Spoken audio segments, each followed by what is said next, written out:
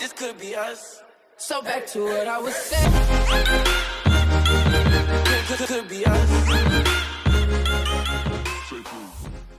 सुप्रभात बच्चों, मैं लालिमा सिपाहा आज आपको संज्ञा पाठ पढ़ाने जा रही हूँ। जैसा कि आप सभी जानते हैं, मेरा एक नाम है, आपका भी एक नाम है। हम जो भी वस्तु देखते हैं हमारे आसपास, सभी का कोई ना कोई नाम अवश्य होता है। अगर हम चाहे कोई वस्तु देखें, कोई व्यक्ति हो, कोई प्राणी हो या कोई स्थान हो, सभी के कोई ना कोई नाम अवश्य होते हैं। तो संज्ञा को हम इस प्रकार से परिभाषित करेंगे, किसी व्यक्ति, वस्तु, स्थान, प्राणी या भाव के नाम को हम संज्ञा कहते हैं। जैसे मैं आपको एक अनुच्छेद सुनाती हूँ, आप उसको ध्यान पूर्वक सुनिएगा। मोहन भोपाल शहर में रहता है। मोहन कक्षा 5 में पढ़ता है। उसके पिताजी डॉक्टर हैं। वह खिलौने से खेलना बहुत पसंद करता है। उसके घर के पास एक पार्क है। वह प्रतिदिन विद्यालय जाता है। इस प्रकार मैंने कुछ वाक्य आपके समक्ष प्रस्तुत किए। इसमें मैंने कहीं ना कहीं किसी ना किसी नाम का जिक्र, कहीं ना कहीं कोई नाम आपको मैंने बताया। जैसे मोहन, पार्क, विद्यालय, उसके डॉक्टर, अर्थात कहीं ना कहीं, चाहे वो व्यक्ति का नाम हो, वस्तु का नाम हो या स्थान का नाम हो। तो इस प्रकार से ये सारे जो नाम हैं हमें संज्ञा को प्रदर्शित करते हैं, हमारे सामने संज्ञा पर बताते हैं। अर्थात किसी व्यक्ति, वस्तु, स्थान, प्राणी या भाव के नाम को हम संज्ञा कहते हैं। अब इसके उदाहरण के रूप में हम कुछ भी ले सकते हैं कि राधा, मोहन, ताजमहल, गंगा, पेड़, फूल, कोई भी। अब संज्ञा तो हमने समझ ली, लेकिन सबसे पहले हमें संज्ञा के भेद जानना भी अति आवश्यक है। संज्ञा के साधारणतः 5 भेद माने गए हैं। उनको आप देखिए, संज्ञा के 5 भेद कौन कौन से हैं? पहला है व्यक्तिवाचक संज्ञा, दूसरा है जातिवाचक संज्ञा, तीसरा है भाववाचक संज्ञा, चौथा है समूहवाचक संज्ञा और 5वां है द्रव्यवाचक संज्ञा। देखिए, सबसे पहला है व्यक्तिवाचक संज्ञा। व्यक्तिवाचक संज्ञा किसे कहते हैं? किसी भी विशेष व्यक्ति या वस्तु, किसी कोई भी विशेष, अर्थात कोई स्पेशल, उसमें स्पेशलिटी होनी चाहिए कि विशेष, वह विशेष व्यक्ति का नाम। जैसे मैंने बोला मेरा नाम, मैंने बोला लालिमा। अगर आपका जो भी नाम है वह भी विशेष हुआ, तो हर विशेष चीज जो नाम है वह आता है व्यक्तिवाचक संज्ञा में। अब व्यक्तिवाचक संज्ञा तो हमने जान ली। अब हम देखते हैं कि जातिवाचक संज्ञा क्या है। जातिवाचक संज्ञा वह संज्ञा है जिसमें हम किसी भी की भी संपूर्ण जाति का वर्णन करते हैं, अर्थात इसके अंतर्गत संपूर्ण जाति का बोध होता है। किसी की, जैसे मैंने बोला गाय, बैल, तो कोई भी गाय हो सकती है, कोई भी बैल हो सकता है, कोई भी, मैंने बोला पेड़, तो कोई भी पेड़ हो सकता है। अर्थात संपूर्ण जाति का वर्णन यहाँ पर किया है। अभी हम संक्षेप में सारी संज्ञाओं को एक बार समझते हैं, फिर मैं विस्तार पूर्वक आपको 2 संज्ञाओं के बारे में इस वीडियो में बताऊंगी। इसके बाद भाववाचक संज्ञा। भाव अर्थात हमारे मन के भाव, जो कि दिखाई नहीं देते, अमूर्त होते हैं, लेकिन वह या जो भी भाव है, मन के भाव हो या अन्य, जैसे मैंने बोला कि हंसी, खुशी, भय, शोक, ये सारे हर्ष के भाव हैं। लेकिन अगर मैंने और भाव लिए, जैसे मैंने बुढ़ापा, बचपन, युवावस्था, ये सारे भी, साहस, वीरता, ये सारे भाव हैं जिन्हें कि हम अनुभव कर सकते हैं या हम उनको जान सकते हैं। चौथा है समूहवाचक संज्ञा।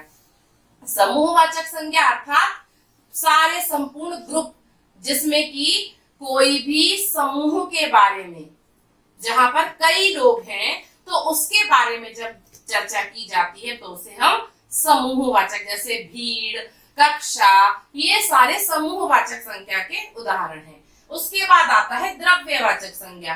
द्रव्यवाचक संज्ञा वह संज्ञा है जिसमें कि लिक्विड अर्थात कोई भी पदार्थ या तरल जो चीजें हैं, धातु या पदार्थ के बारे में जिनमें चर्चा की जाती है, वो आते हैं द्रव्यवाचक संज्ञा में।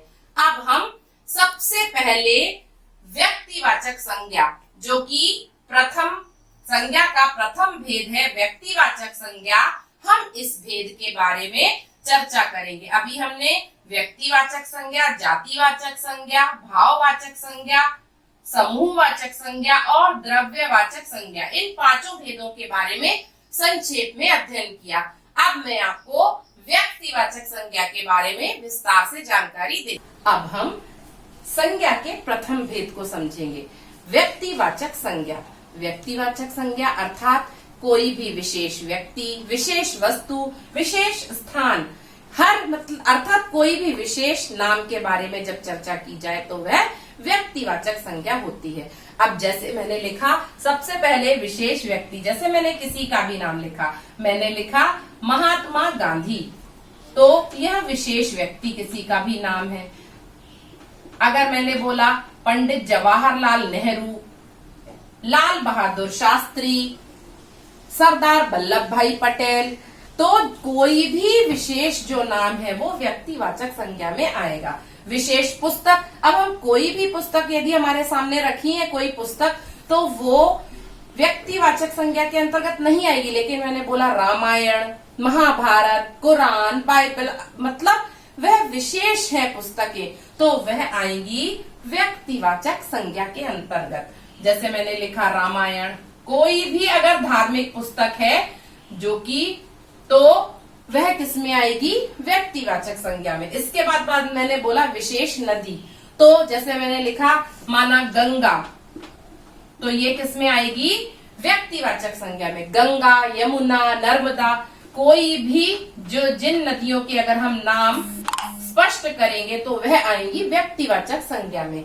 अगर मैं विशेष स्थान बोलूं, मैंने बोला आगरा, भोपाल, तो ये स्थान को व्यक्त कर रहे हैं, अर्थात ये विशेष स्थान है, तो यह भी व्यक्तिवाचक संज्ञा को स्पष्ट करेंगे। अब विशेष देश भी, कोई देश का नाम, जैसे मैंने बोला भारत, तो यह भी व्यक्तिवाचक संज्ञा के अंतर्गत आएगा क्योंकि ये हमारे देश का नाम है। या किसी भी देश का नाम अगर मैंने लिया भारत, फ्रांस, जापान, कोई भी देश, इस प्रकार जिन शब्दों से हमें विशेष व्यक्ति, विशेष वस्तु या विशेष स्थान के का बोध होता है उन्हें हम व्यक्तिवाचक संज्ञा कहते हैं।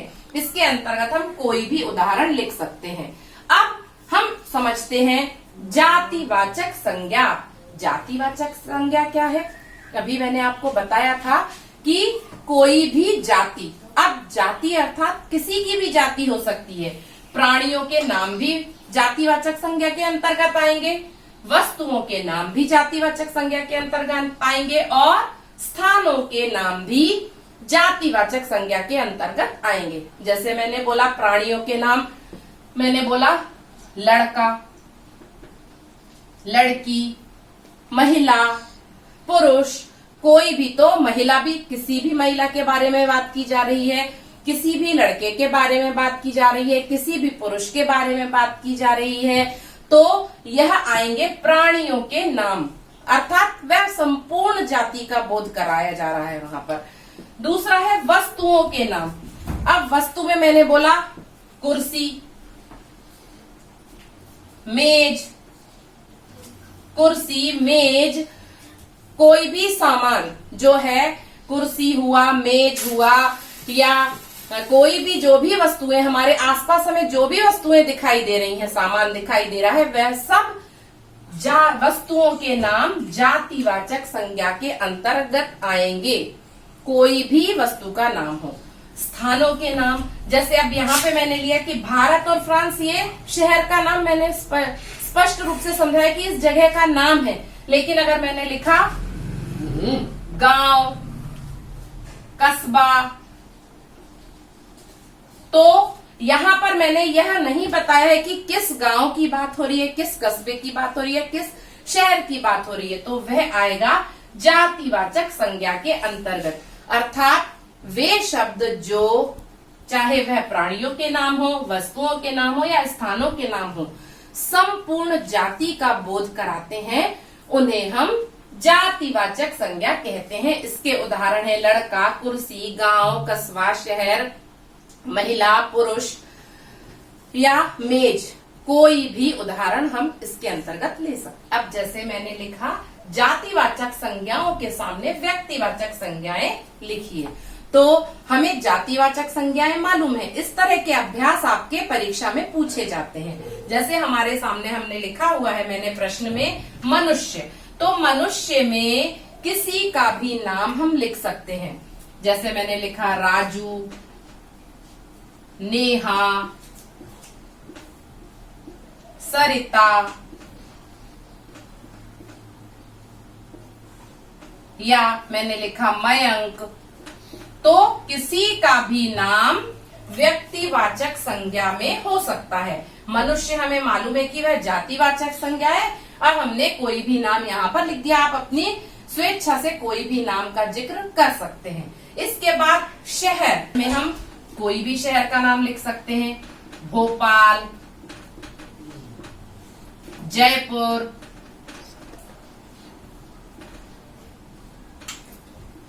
रायसेन,